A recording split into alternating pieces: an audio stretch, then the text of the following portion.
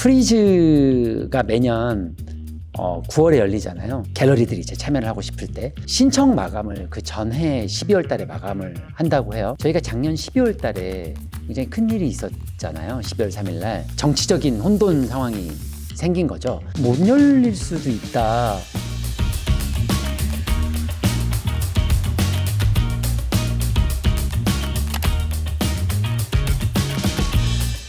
안녕하세요. 아는 것이 입이다 찰리 돌아왔습니다. 이번에는 프리즈 서울을 통해서 돌아본 아트 페어의 진화, 그리고 왜 프리즈 서울이 전 세계적인 아트 페어에서 이렇게 주목을 받고 있는지 한번 들여다보는 시간을 갖도록 하겠습니다. 프리즈는 이제 91년에 처음 런던, 영국에서 시작을 했고요. 지금은 7개 도시에서 진행이 되고 있습니다. 서울은 이제 4년 전이죠. 2022년 9월에 첫 번째 에디션이 키아프하고 같이 시작이 되었고요. 아트 바젤하고 더불어서 이제 세계 2대 아트 페어로 불리우고 있는데, 이 바젤하고 프리즈는 그 시작점부터 굉장히 다르죠. 바젤 같은 경우는 약간 이제 견본식 그리고 페어 위주라서 바이어와 그리고 갤러리들이 정말로 사고 팔고 작품들을 소개하고 작가들을 소개하는 데 치우쳐져 있다면은, 프리즈는 이제 91년에 처음 런던에서 시작했었을 때부터 신진 작가들을 소개하는 플랫폼이자 매거진으로 굉장히 인기를 끌었다고 들었습니다. 아무래도 이제 유럽이나 이쪽 시장 자체가 시장이 워낙 견고하다 보니까 신인 작가들이 거대한 갤러리를 통하지 않고서는 유명한 작가가 되거나 작품을 판매를 하거나가 쉽지가 않았었는데, 이 프리즈가 이 매거진을 통해서 새로운 작가들을 발굴을 해내고, 그리고 이 작가들이 세계적으로 또 유명한 작가들이 되고 또 판매가 되고 하면서 이 프리즈라는 플랫폼이 하나의 페스티벌로서 그리고 아트 페어로서 인정을 받기 시작을 한 거죠.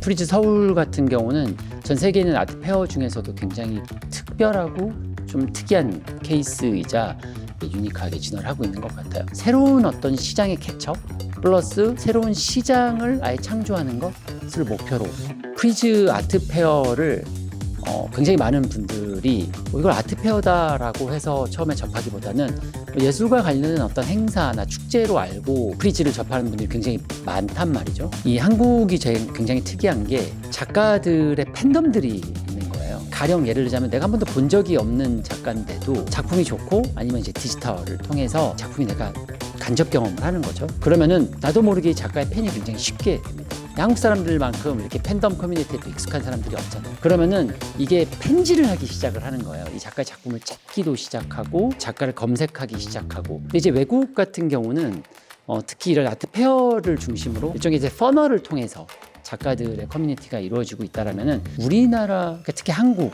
같은 경우는 이 예술을 소비하는 세대들이 자발적으로 만들어진 팬덤에 의해서 이 시장이 만들어지는 굉장히 특이한 구조다. 저희가 음악 페스티벌을 가면은 유명한 밴드를 응원해서 가서 내가 팬덤으로 보는 것도 중요하지만, 또 한편으로는 내가 몰랐던 밴드들, 내가 몰랐던 뮤지션들을 처음 발견하고 새롭게 또 덕질을 시작하는 게 이 페스티벌의 주요한 역할이잖아요. 이 프리즈도 그런 맥락으로 지금 한국에서는 기능을 하고, 전 세계적으로도 이 프리즈 서울이 유니크한 이유가 새로운 작가들 그리고 새로운 어떤 팬덤들을 유입시키는 효과가 있다고 판단되어집니다.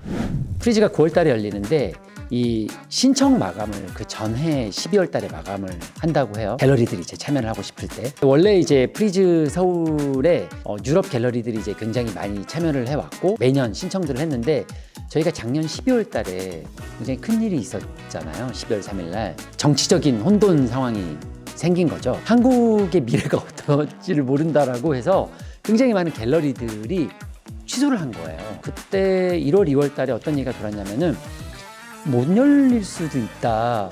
왜냐하면 정말로 전국이 불안했고 다른 곳들도 어떻게 될지 모르는데 외국에서 한국을 초청을 해야 되는 행사들이 과연 열릴 수 있을 것인가가 했었는데, 이때 이 프리즈 팀들이 어떤 전략을 썼냐면은 아시아권의 갤러리들에게 이 문을 연 거예요. 그래서 올해 아시아 갤러리들의 참여 규모가 역대로 가장 높았고, 덕분에 실은 중국 갤러리들에서 굉장히 비싸고 굉장히 유명하고 굉장히 특이한 작품들을 많이 가져왔었어요. 중국의 작품들을 중국의 베이징이나 상하이나 이런 데를 가지 않고서는 보기가 쉽지가 않거든요. 근데 우리가 딱 떠올리면 아는 그 중계 유명한 작가들의 작품들이 이번에 현장에서 여기저기서 굉장히 많이 보였어요. 또 마찬가지로 일본 작가들의 작품도 많이 보였는데 일본 갤러리하고 중국 갤러리가 갑자기 올해 이렇게 는 이유, 실은 그런 이유가 있었다. 처음에 키아프랑 프리즈가 이제 같이 열린다고 했었을 때 실은 굉장히 많은 분들이 걱정을 많이 했었어요. 작품의 레벨에서 좀 차이가 있을 수밖에 없을 것이다. 현재로서는 조금 그러한 것들을 넘어선 상생 구도로 가고 있다고 보여져요. 프리즈 입장에서는 키아프를 통해서 기존의 한국의 이 레거시한 플랫폼들, 갤러리들, 그리고 바이어들, 그리고 이 예술과 관련된 커뮤니티를 또 흡수할 수 있었기 때문에, 그리고 또 넘어서서는 어떤 것들이 있냐면 결국에는 프리즈 아트 페어 같은 경우는 세계적인 갤러리들이 참여를 많이 하는 페어죠. 키아프는 이제 우리나라를 대표하는 갤러리들이 함께 참여를 하고 있기 때문에 이 갤러리들을 통해서 등단을 하고 이제 데뷔를 하는 국내 작가들에게 프리즈에 온 그 일종의 이제 갤러리들, 관계자들이 방문을 하고 서로 교류를 함으로써 이 한국의 작가 풀이 넓어질 수 있다는 굉장히 좋은 계기가 돼요.